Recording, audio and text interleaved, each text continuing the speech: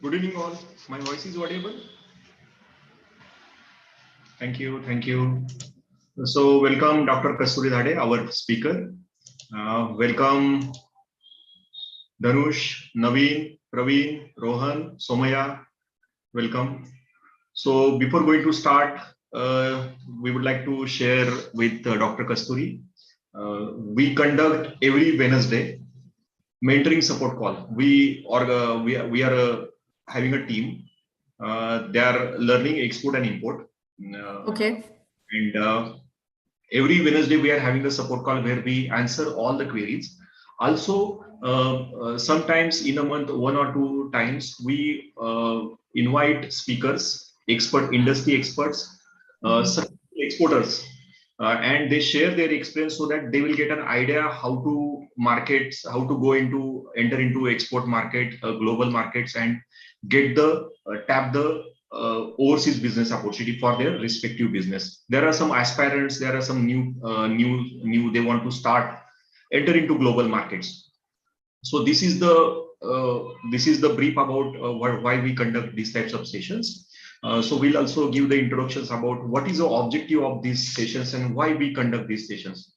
So let me see whether our chief guest is there or not. So I'll also give access to him. I think yet he has not joined. Okay. So what is our objective of conducting these types of sessions and what is our vision? Our vision objective is to support entrepreneurs to develop sustainable export business, because there are people they just doing a 1 or 2 times of export. We do not treat as a export business. Export has to be sustainable. It should everybody should get that. Entrepreneur should get the regular order, recurring order. Then it is called as a sustainable export. So what to do to make a sustainable export? We cover it in coaching sessions. And our vision is to make export reach India and to develop India's economic contribution to the world GDP from 10% to 40% as on 31st December 2040. If you see our 2000 years, our India's contribution to the world GDP, it was around 40% in 2000 years back, and now it is just 7 to 8%. But our vision is to make export rich India, so that we are conducting these types of sessions. And also we are having a 3 verticals. First thing, we are having a 24-mile digital platform, which has automated export-import process and documentation. So we always say in various seminars and platform, you do not need to learn export and import.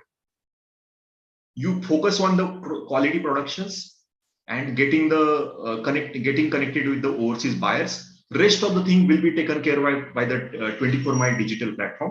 Also, we are providing export, import, and logistics supporting services, so that all export and import, because learning export and import, it is very complicated. More than 25 agencies involved to process export and import. Also, we are doing so that you do not need to learn all these things. Just focus on the quality productions and tapping the overseas markets. Next one is, we are also providing coaching. Vinayak, just one quick question vis-a-vis comment. Are you also sharing your presentation by any chance?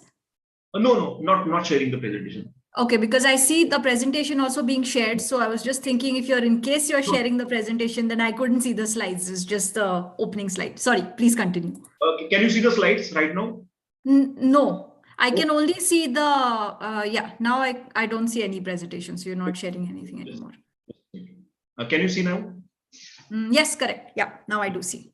So we are also conducting a coaching sessions on export import to create a new entrepreneurs in this domain.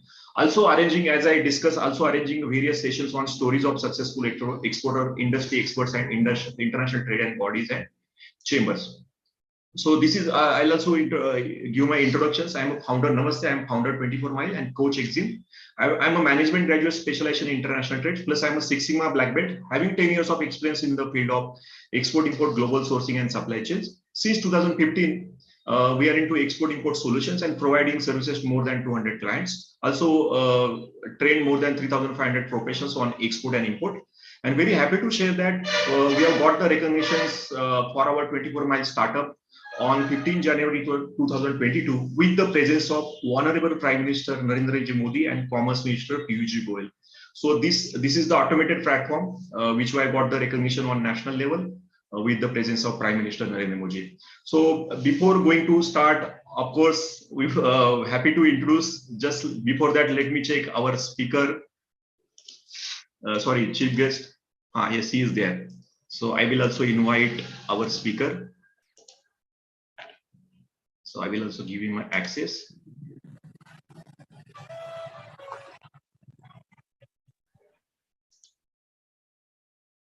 I want to make him a highest. I want to make him a.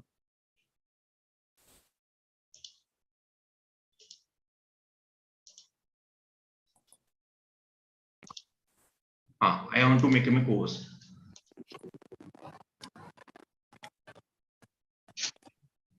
So good evening, sir, and welcome, Gaikwad, sir. So we are just about the sessions and what is our objective of conducting these types of sessions. So now we are introducing our today's speaker. Speaker is Dr. Kasturi Dhade, experienced director with the demonstration history of working in the international bilateral trade and development industry.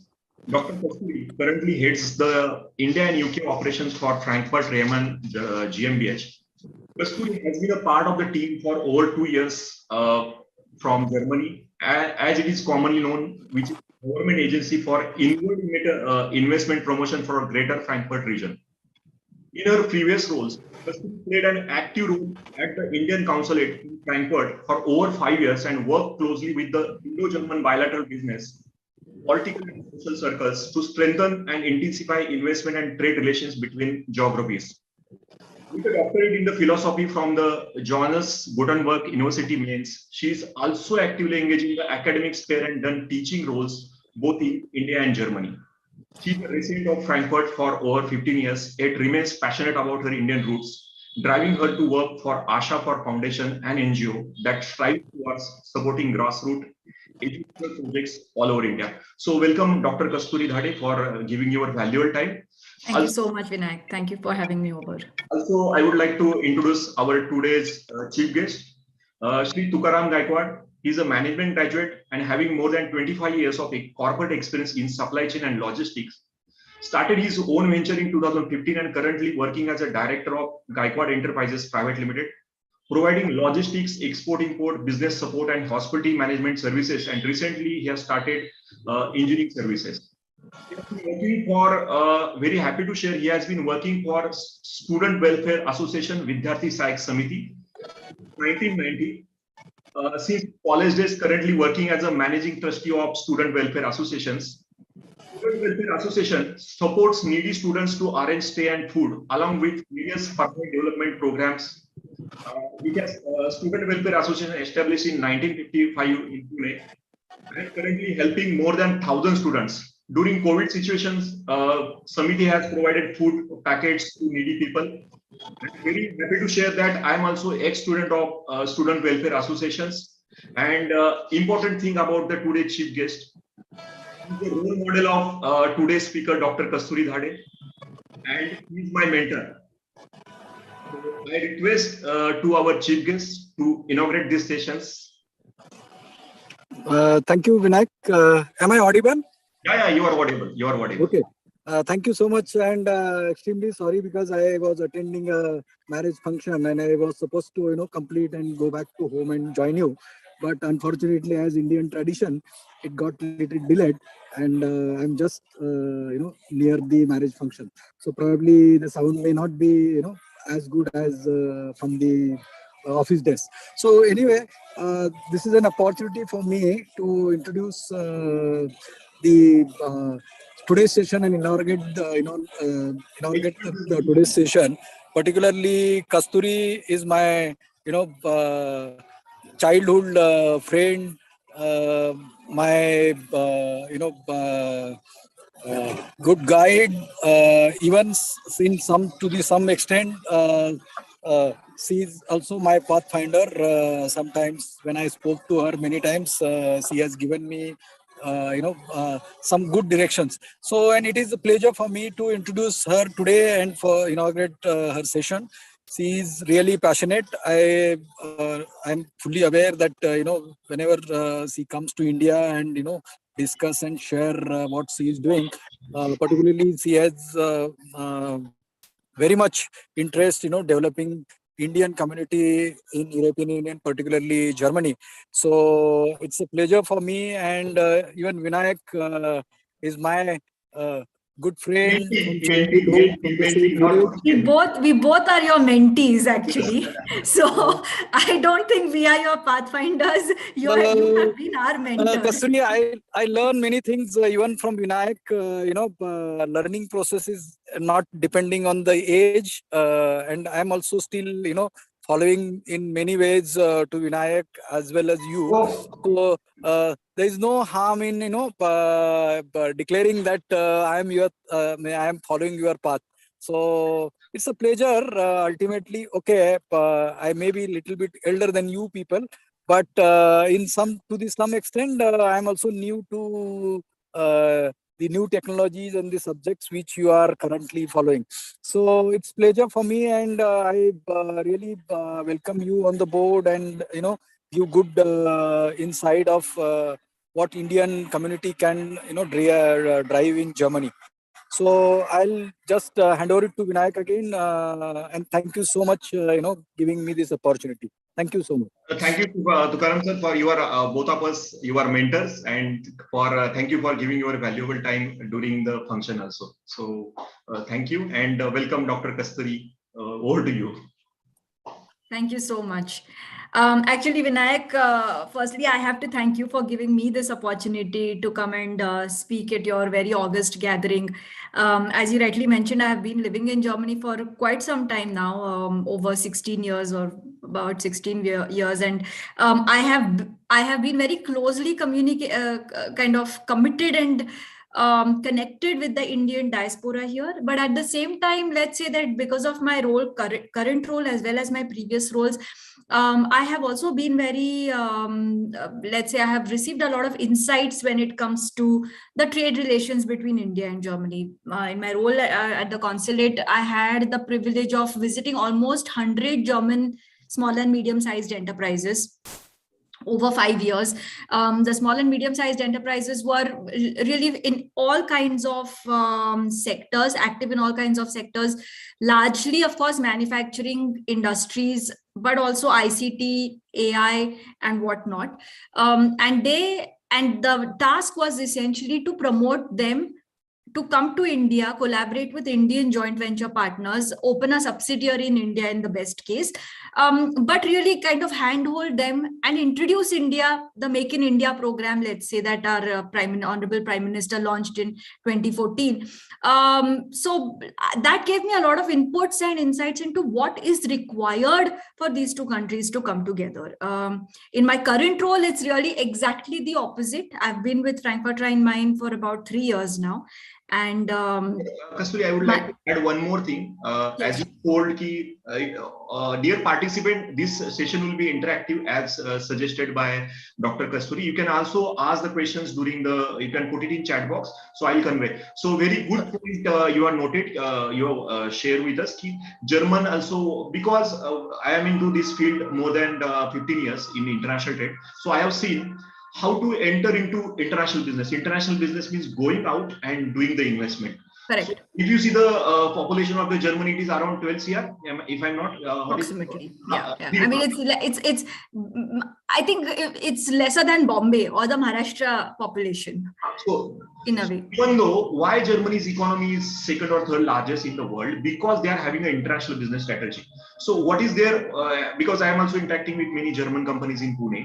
So what they do, they come here and they do the joint venture and they cater to the Indian markets. So Correct. This is the strategy. So same way we should also follow, Indian should follow, so that their also business will grow. Rather than importing, if you do the joint venture, you will get a concrete absolutely associations. And one more scheme is there, which is that I wanted to share with you. There is a one scheme that recently that government has launched. MOOWR 2019, Manufacturing and Other Warehousing Operation Regulations Act. In these schemes, if you are importing any goods, you can import without payment of duty. And Correct. to pay the duty when you sell it into domestic market, or if you are exporting, then you do not need to pay the import duty. Just I wanted to add this more point. You can also share with your. But then that falls under the SEZ scheme, right? No, SEZ is that is a special economic zone. Export oriented needs is different. And one more they have added because EU process is complicated. So Correct. They have introduced new more school, that is MOOW 2019. So you can share this scheme, or I'll explain it in this. I would be happy to know what this scheme is all about, because I mean, as per my knowledge, it was essentially any Indian company who falls under the SEZ scheme is allowed to kind of export, is allowed only to 100% export either the service or the goods, and will be then taxed differently than the regular taxpayers. I will share after this session. Please, I would be very interested in knowing that. But my current role, just to continue, is essentially, and we spoke about this, Vinayak, it's essentially when Indian companies want to expand their footprint. And since I'm responsible for Indian FDI into the Greater Frankfurt region, over the years, I mean, I've been with this company for 3 years. My organization is 15 years old, over 15 years old. And over time, we have advised and guided over 1,000 Indian companies, approximately, who would want to expand abroad, like into Germany. I mean, of course, we want that everybody comes to Frankfurt and surrounding. But of course, so the appetite of the Indian investor I have seen has increased over time. And I think it is largely because of the incentives that also the Indian government has been providing to our Indian industry. Now, if I decide to share, let's say what are the majority of FDI projects into Germany that come, can I share my screen? I'll just. I have already given you the access. You can share. Okay. It's just one slide. I will not. I have given you the access. Okay. Yeah. now you are a co-host. Can you share? This is really a very broad kind of an overview of where the major investment in Germany comes from, which are the major sectors that you find at the highest in Germany. And this slide, I must make also a disclaimer, is from Germany Trade and Invest. So like my organization is responsible for the Frankfurt region, we are in a way directly connected to Germany Trade and Invest. This organization is responsible for trade and investment at a federal level. So basically all the German states kind of come under them. So here I just want to say that I'm happy to say that India actually is there in this slide, that India is one of the major investors in Germany. And large part of the investment comes from ICT and software. Of course, there is industrial machinery and equipment. These are all, let's say, the top 1, 2, 3, 4, 5, 6, 7, the top 8 sectors, let's say, which are, so this is where we really see a lot of potential also for Indian companies if they want to expand to Germany. These are really the areas where they should think about, and you basically said that logistics is, you represent a company which is into supply chain and logistics, but this also plays a very huge role. And I must say that during Corona or during COVID, the Frankfurt airport, although passenger flights were completely stopped, the Frankfurt airport, because it is a port and because it was a hub for freight, a large part, almost 80% of the medical equipment that passed globally for Corona purposes passed through Frankfurt. So in the last 1 or 2 years, we've also seen a huge amount of traction where Indian logistics companies are being very active in Germany, in Frankfurt. And of course, there are other ports in Germany as well. But yeah, so this also plays a major role, is what I wanted to say. Apart from that, it's no surprise that industrial machinery and equipment is also an important segment, because Germany is known for its precision. Germany is known for its quality and engineering. I mean, when we speak about Germany, this is one area where they are perfectionists. And so, of course, you do see that that forms a major chunk also of the investment. Apart from that, of course, whether it is electronics and semiconductors, I know that the Indian government currently is trying to also push and ramp up our semiconductors business in India. Here it is in Germany also, it plays a huge role. And over time, we've realized that the more digital we get, the more this field is going to see investment and FDI. And for Frankfurt, I can say that ICT and software and financial services, business financial services, are two major sectors. One, because Frankfurt is also home to the European Central Bank. European Central Bank is the home of the euro. It's headquartered here.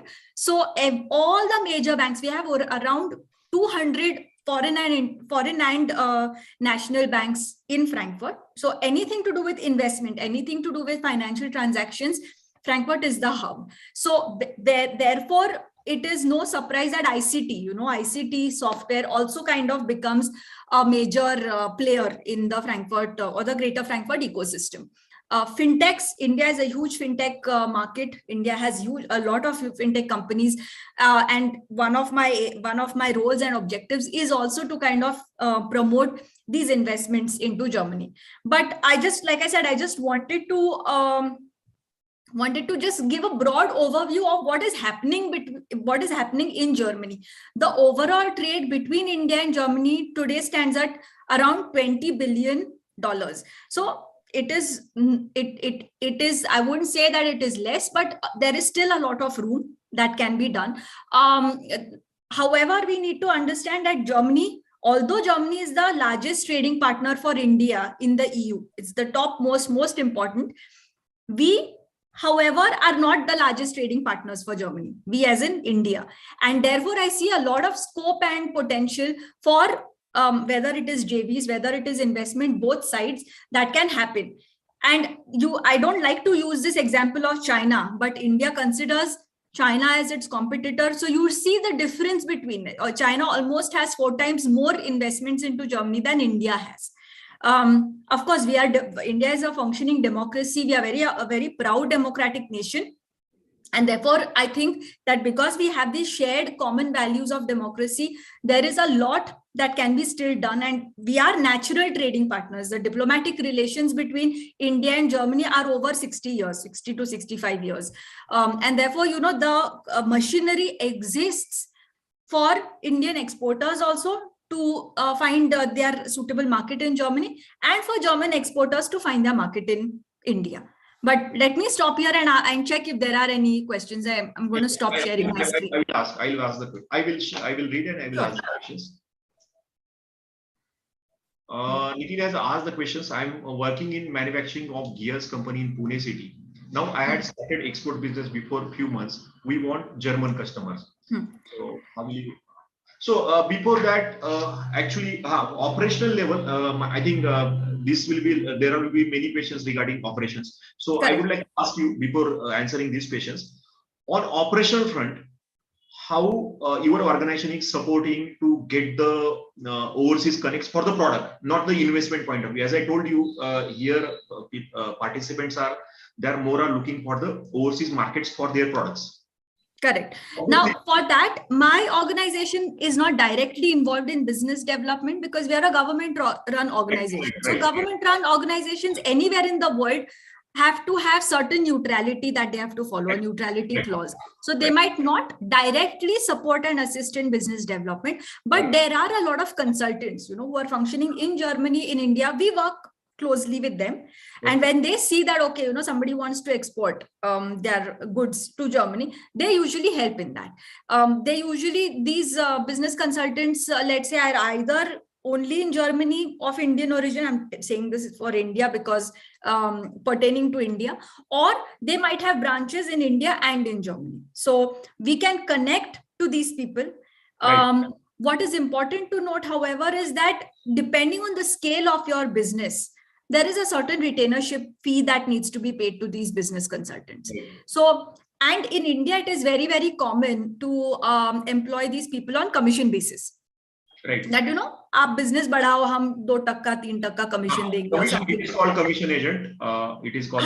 So that's common in India. In Germany, it is not so common because freelancing here is much more difficult, let's say, than in India. India is a very enterprising country, I would say. Jitne startups India se aate hain, we are one of the largest unicorn countries. It's because Indians per se have a risk-taking attitude. Germans are not like that. So they like some surety, some guarantee when you give them some business, or rather when you want them to give you some business.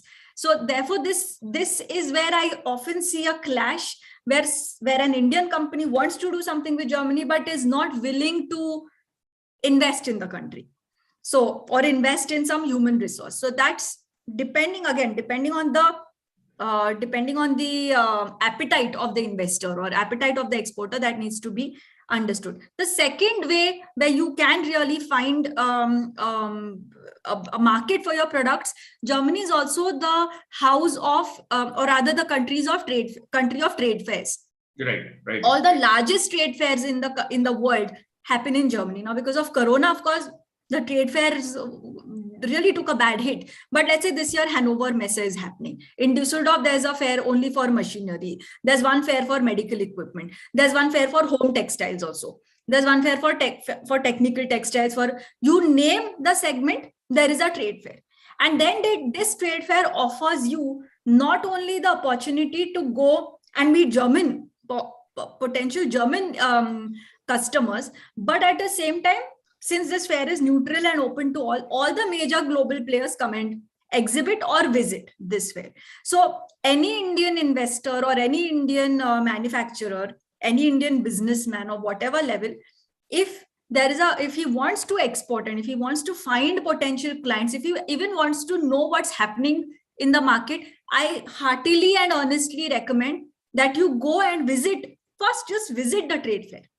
And one more thing I would like to add, Dr. Kasturi, to all participants. If you want to take a part into trade fairs to Germany or overseas, So there is a if you are a member of any export promotion council like engineering expo, so you will get a, suppose that fair is funded by the government of India. In that case, Indian exporters are allowed to get the airfare refund, or they get the discounted rate stock. Very good point. Very good. So they get the discounted rate that exhibition stock. I think there is, for agriculture equipment, there is the APEDA. APEDA is there.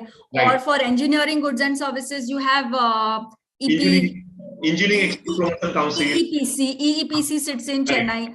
All these are, you have to be members, and this is really for SMEs. I mean, so since you have to have a certain turnover or lesser than that market, they have a certain cap. I think over 50 crores or over 70 crores. I don't know. There is no cap. There is no cap. I am also going next week. I am going to Dubai for 3 days stay and hotel and food and airfare. It's all taken care of by the association. The cost is 15,000 rupees. Yeah. They give very, very solid subsidies for Indian investors. But I think for that, Vinayak, do confirm, because I thought that larger conglomerates are not allowed to participate because they can afford to. They can afford. So I think below 100 CR, they can go. Below 100 CR. So I wasn't sure what is the limit there. So these trade fairs, usually the association will have a India pavilion. Right. So you have to ensure that you are members with that association, and which is not at all a big problem. And if they see, I think they might be having some criteria for you or some filter for you to ensure if you're eligible to go or not go. But apart from that, I mean, when I was with the Indian consulate, we had these delegations of Indian companies, all small and medium-sized companies, coming for these various fairs. And the delegation was 30-40 companies. So it was not a small delegation. So, but yeah, you have to qualify to be a part of that delegation. I think, Vinayak, you're the best person to kind of go to for any advice on that. Yes. Yes. Next question I will take. Nitin, I am working in manufacturing of gears company in Pune city. Now I had started export business before a few months. We want German customers. I think this is the same question we just So like I said, German customers, you have to make one trip to Germany, make a trip to one of these expos to first understand if your product is relevant, and two, if it is, I mean, I don't think we are very price sensitive. So with price, usually there is no problem. But what is the kind of quality you're giving to the German customer? So that needs to be absolutely 100% compliant to either ISO or there's, for the German certification, there's a TÜV. So if you're into manufacturing, they will always see what kind of certificates do you have with regards to quality. So if the quality is there, there is no issue usually to find the right customers. But I mean, market penetration is not easy. Any market you decide to go to, and Germany is again a very, in that sense, it is still an opening market. But I think Indians are doing quite well in Germany. So depending on your, I think your manufacturing of gears, so you have big companies like Continental, you have big companies like Schaeffler, Continental, ZF. All of them also have plants in India. So question is, what is your connect there? Because usually if you can get a connection or you can get some kind of a reference to these companies in India and maybe start smaller projects with them, then there's a greater chance, because you already have certain experience in working for German companies. Then it is easier for you to also expand and export directly to Germany. That is what I would. I think Indo-German Chamber is also helping. I'm a member of the Indo-German Chamber. Indo-German Chamber, yeah. You can become a member. I think we sit at the Indo-German Chamber, in fact. I don't know if my colleague Aniket is here or not, but I had spoken to him and he said that he might join, but I can't see him. Just let me, I'll give the Aniket name. I'll give him access. I don't think he's there simply because he said that he had another meeting to attend. So let's see, he might join at some point, but if he's there, you can always get in touch with him. He sits at the Indo-German Chamber of Commerce office. in camp. So I think that connection can easily be made. Okay, one more questions asked by the Suresh. I'm into automobile commercial bodybuilding fabrication with a vast experience in automobile bodybuilding commercial cargo fabrications. Now into EV segment, also started up into electric vehicle, 2 and 3 wheelers, cargo commercial logistics, both on road and off-road connect. So the question is, what is this? How can I export and which country? Germany. Germany is right now big into electromobility. In fact, last month itself, we had a webinar on electromobility, and where we had people from the electromobility association in our state who were giving guidance on what the infrastructure is. Let me check if I have the information and I can pass it on, Vinayak, to you. Okay. Just give me a reminder. But EV segment is growing everywhere. I think right now I feel that India is Pune, India, you can say even Pune is there are a lot of manufacturers have started the EV. Yeah. In Germany, on the other hand, it's growing. I mean, right now the German government is also giving subsidies if you buy an electro vehicle. And almost 9,000 euros is what you get if you buy an EV.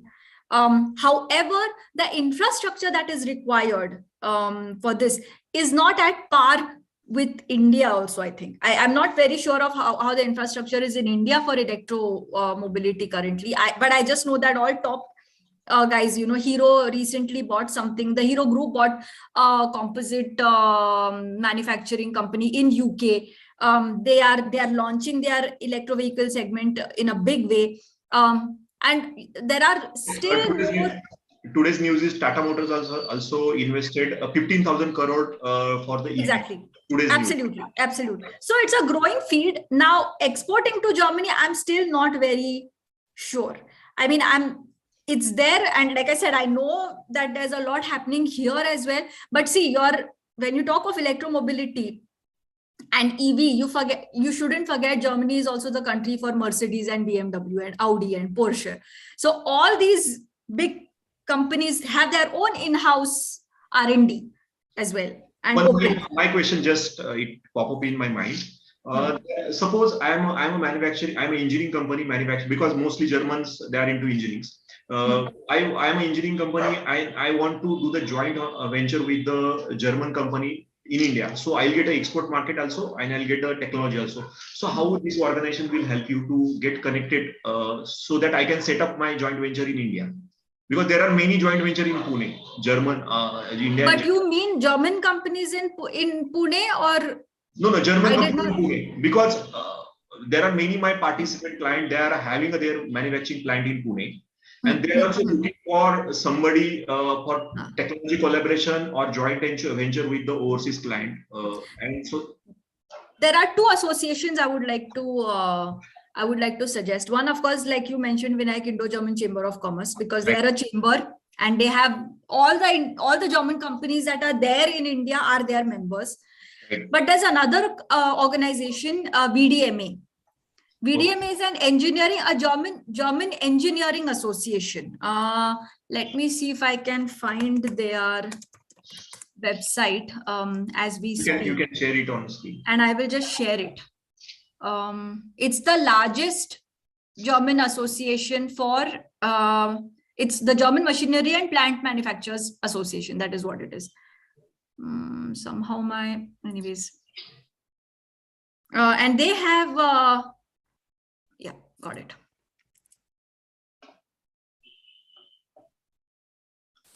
Can I put it in the chat? I can, right? Aniket has joined. Just me. I'll give you the access. Aniket has just joined. Aniket has just joined. I'll give you my access.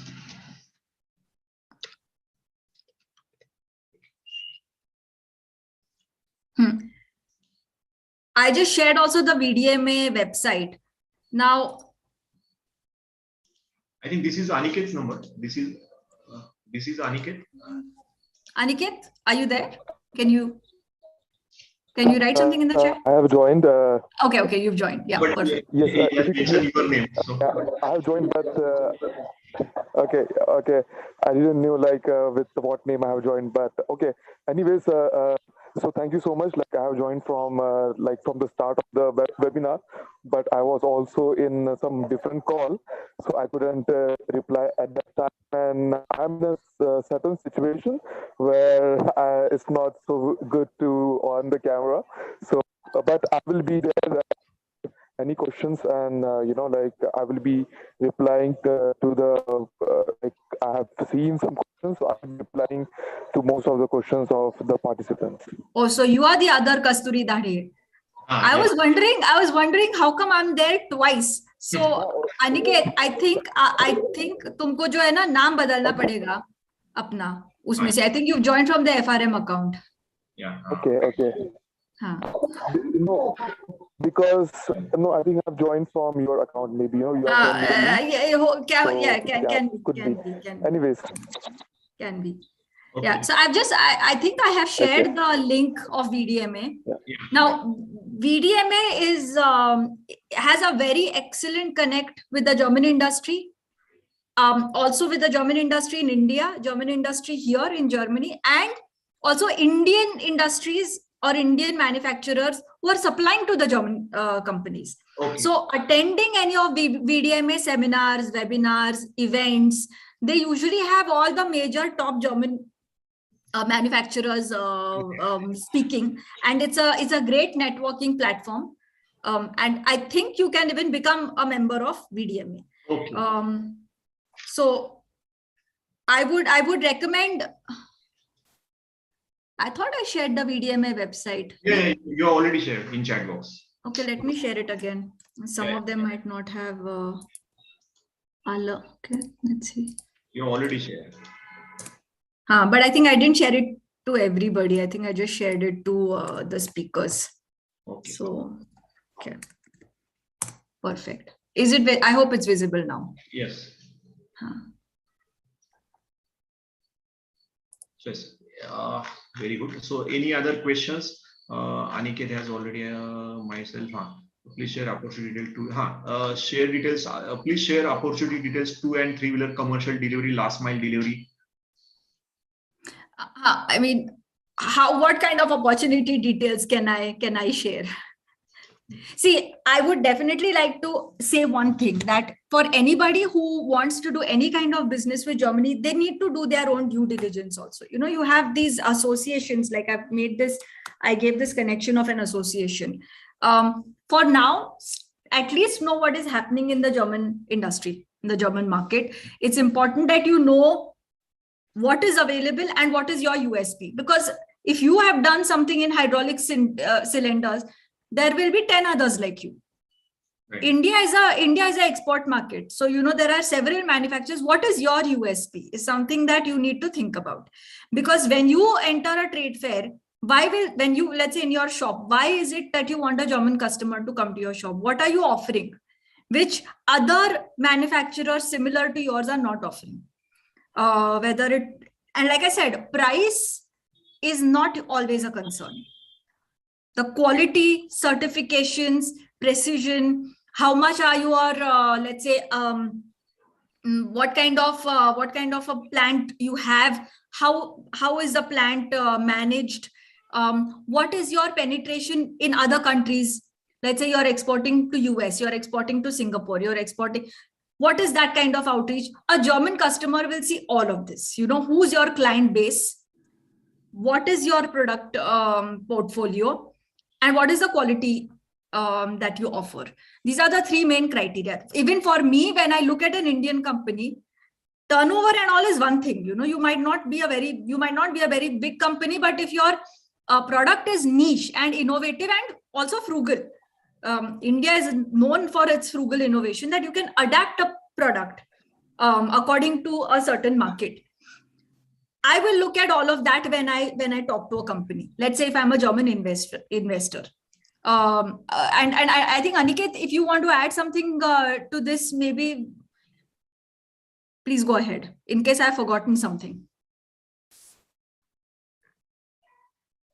I can't hear him anymore. Yes, please. Yeah, I just wanted to add one point that, if you want to also export some 2-wheelers or 3-wheelers, but then you have to also consider that you have to also provide the service to the customer. It's not about just exporting. So Aniket, your voice is not. The customer, or if you Aniket, the connection is not very good. Your voice is breaking. Is it better? Voice is breaking. It's still breaking, or is it better? Now it is better. It's okay, huh? Okay. I will put in the chat. I will put in the chat. Okay, you can put in the chat. Box. Okay. I can also see some more questions on food products exports to Germany. So here I would say you should contact APEDA. Okay. APEDA is, I hope everybody knows what APEDA is. Everybody knows the APEDA. And then do you want to say through APEDA we can connect to the German? I would say no. APEDA for Anuga is the largest food trade fair in Germany. Happens in Cologne, I think every 2 years. So and during Anuga, a lot of Indian exporters via APEDA, because there is an India pavilion. I know I have visited Anuga 2-3 times. A lot of Indian exporters also get to exhibit their products. So APEDA has been doing this for years. So it really knows what works in the German market and what doesn't work. The other avenue that one could think about is all the Indian consulates all over the world or embassies.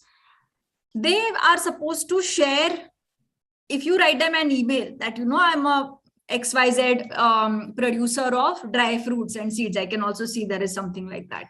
A question to that. I'm an exporter of dry fruit seeds. I am already exporting to XYZ countries and I would like to explore the German market. Could you share a list of the manufacturers in this area? All the Indian embassies and consulates are obliged to send you a list of the manufacturers. Not many people know this. So it's sort of an insider tip. But the catch there is you will get like a list of 1,000 companies. All of them might not be relevant to you. But if you do that due diligence, then you might find the right partner. Also regarding dry fruits, I must add, because it's a perishable good and it falls under this FSSAI. But here as well, there are several restrictions and certifications with regards to food safety. So how does your product qualify for those certifications is also something that you need to see. So not just, I think there is SFA certification and FSSI, but FSSAI is ours, right? Right. FSSAI are Indian, and also there is a German quality check. They check the residue income, percentage of residue, how much. Correct. So that is the criteria. And currently, I would like to share Europeans. Overall, Europeans, they are very strict. They are having a strict specification for our Indian products because of last 2 or 3 bad incidents from our India. So be very conscious about the export. Otherwise, they can ban. They were planning to ban APEDA also. That was the news. So we have to be very serious if you are talking about the agriculture products, and we have to fulfill all their specification. Otherwise, it is going to affect our Indian trade. So very, very, very valid point, Vinayak. I think 3 years ago or 4 years ago, I don't remember, but Alfonso mangoes, which usually can be exported easily in Germany and EU, they found a certain tick there or certain insect, pesticide, because of which the entire Indian exports of Alfonso mangoes to EU was banned. Even also 8 to 9 months also same thing happens about the I think grapes. So they have banned all the, and they are very cautious about the Indian exports. So it will affect. It is not about your business. Also, it is affecting to overall countries. So it affects the bilateral trade in that sector. So you have to be very careful. I mean, I keep on emphasizing the quality, and this is absolutely critical to enter into the EU. Because we are having a chaltai attitude, but that doesn't work in Europe. Not at all. Let's say, you might have only 2 products, but if they fit the German market, your business here is set. But you might have 50 products and you might say, aisa bhi kar sakte, waisa bhi kar sakte, waisa bhi kar sakte, but none of them fit the German standards. then all your products can be disqualified in one go, which we don't want, because it is not that Indian products have any quality compromise. Because I have seen myself that Indians can come up with world-class excellent quality, but we are a price sensitive market. So we feel, okay, 19-20 थोड़ा करेंगे तो ठीक है, थोड़ी सी quality compromise हो जाएगी, लेकिन price आपके टाइप पे बैठेगा, which works in the Indian market because we have a huge domestic market. So everything works. But in countries like these, where they don't mind paying 5 rupees or 5 euros more for better quality, you should not have this attitude. You should always have the attitude that we don't compromise on our quality. Anyways, I think Anita has asked the question. Good evening, Dr. Kasturi. My question is, how is the pharma sector there for merchant exporter? I think, Anita, you are a manufacturer, if I'm not wrong. So she has asked the questions, Anita. She's into manufacturing. Pharma sector for merchant exporters of pharmaceuticals. See, now the pharma sector item in Frankfurt itself is extremely excellent. We have big companies like Merck, we have Boehringer Ingelheim, we have BioNTech. The Pfizer vaccine that everybody speaks about was developed literally in the backyard of Frankfurt and by a company called BioNTech. We have Sanofi Aventis. So the pharmaceutical cluster in Frankfurt is solid.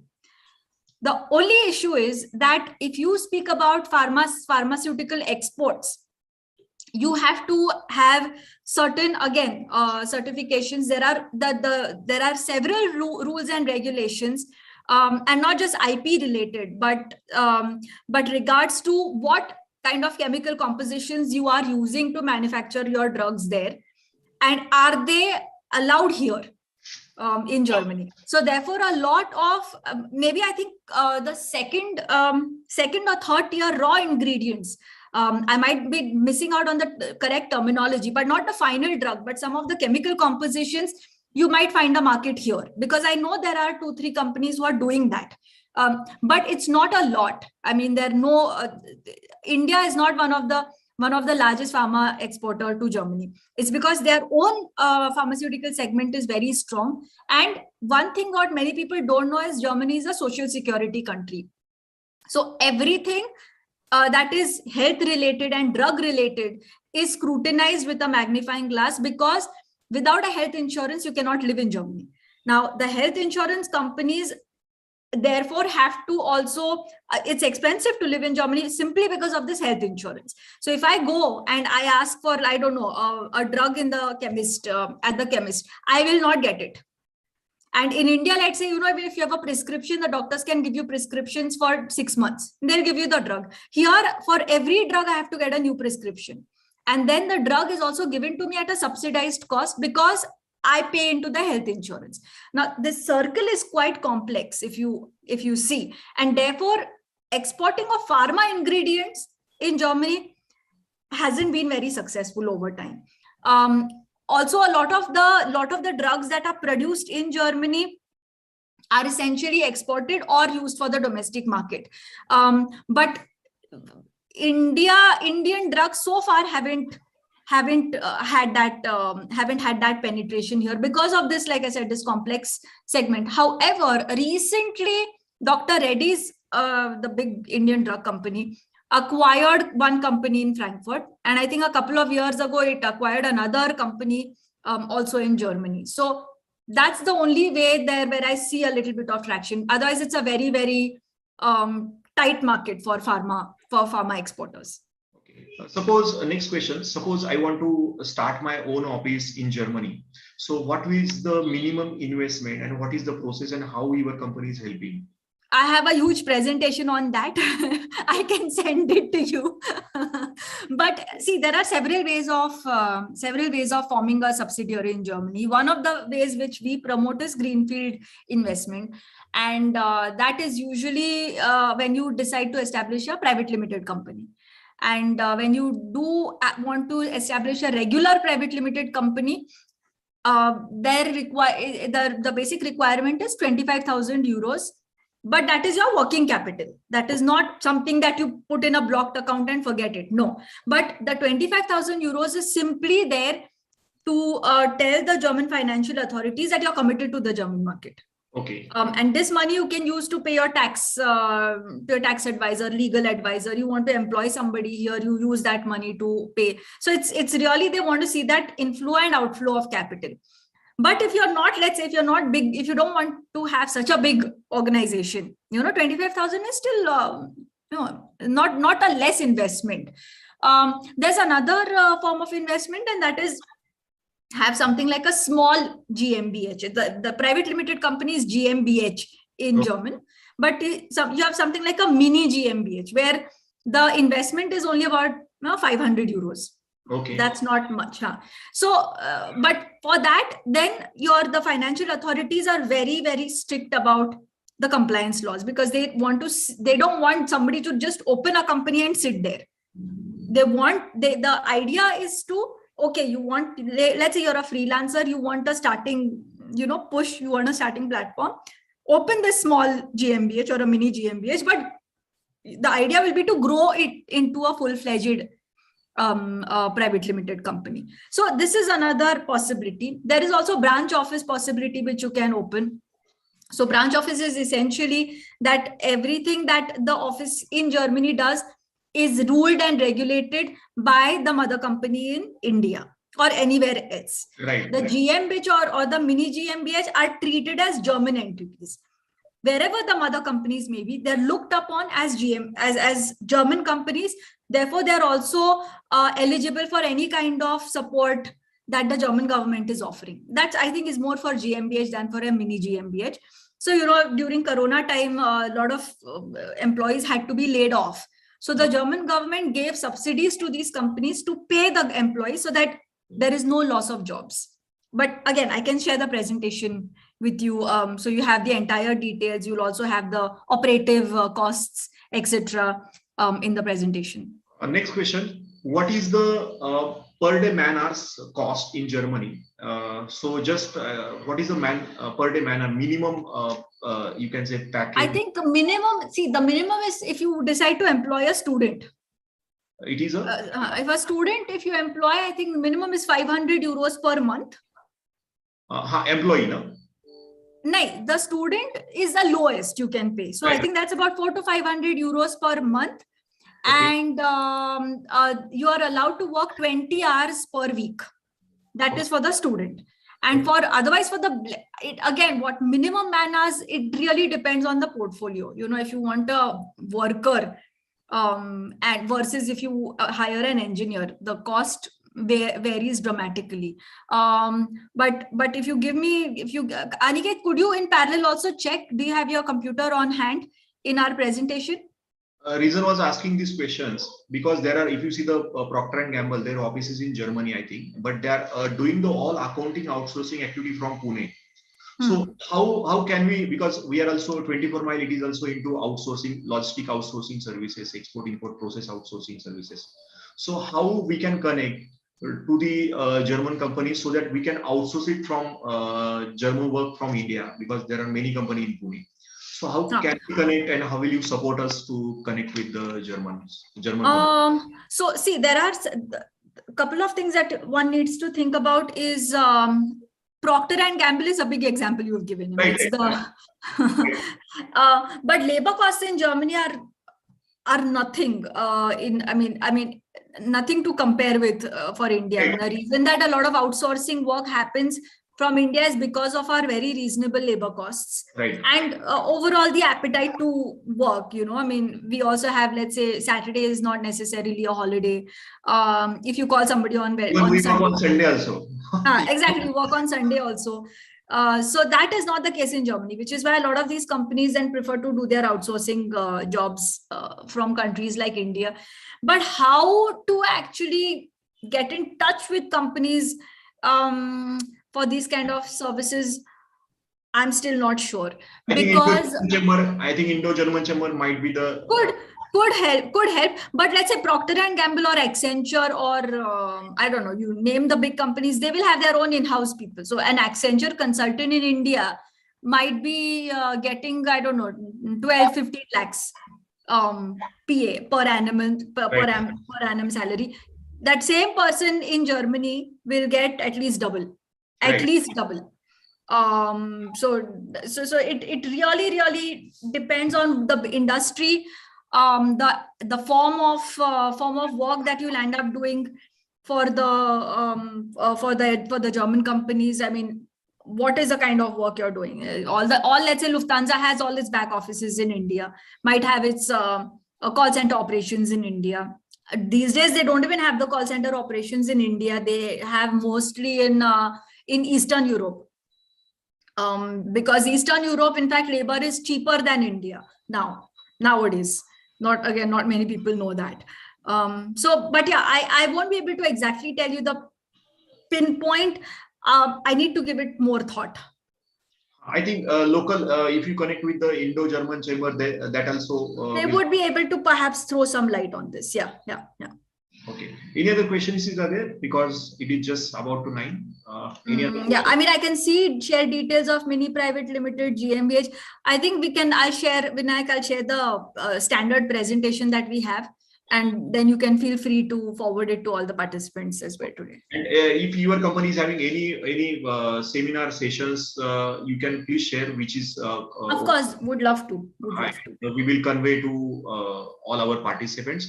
So I thank you very much, because you are also having some another meetings, as you told. I'm so sorry. I mean, what is the timing right now? What is the timing in Germany? 3:30. It's 4:30.